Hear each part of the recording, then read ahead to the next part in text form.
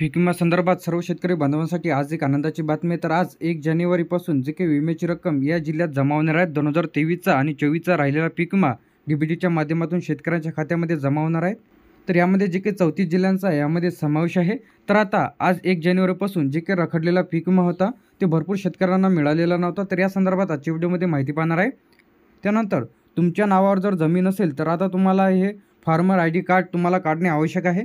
तर ते कशाप्रकारे काढायचे यावरती डिटेलमध्ये व्हिडिओ आपल्या चॅनलला अपलोड केलेला आहे।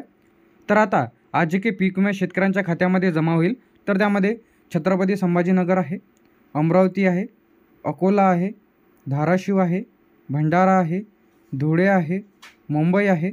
त्यानंतर तुमचा जो काही पीक विम्याची रक्कम आहे ती आधार लिंक खात्यामध्ये इथं तुमचा जो काही पीक विमा आहे तिथं जमा होणार आहेत। जे की तुम्ही 1 रुपयामध्ये भरलेला असेल त्यामध्ये खरीप असो किंवा रब्बी असो तर अशा सर्व शेतकरी बांधवांचा पीक विमा आधार लिंक बँक खात्यामध्ये जमा होईल। कोल्हापूर, रत्नागिरी, लातूर, बीड, जालना, परभणी, जळगाव, पुणे, सातारा, सांगली, त्यानंतर नाशिक, नांदेड, नागपूर, सोलापूर, त्याचप्रमाणे जे काही राहिलेले जे काही जिल्हे होते तर त्यामध्ये अधिक पीक विम्याची रक्कम मिळालेली नव्हती।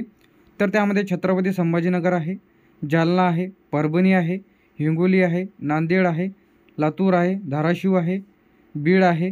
तर अशा जे काही जिल्ह्यांचा यामध्ये समावेश आहे। तर भरपूर शेतकरी पीक विम्यापासून अधिक वंचित आहे। तर त्यांच्या बँक पासबुकला डीबीटी लिंक नाही तर SMS आलेला तुम्ही इथं चेक करू शकता की कोणत्या तारखेला जे काही याचे पैसे जे आहे ते कालपासून जमा होण्यास सुरुवात झालेली आहेत।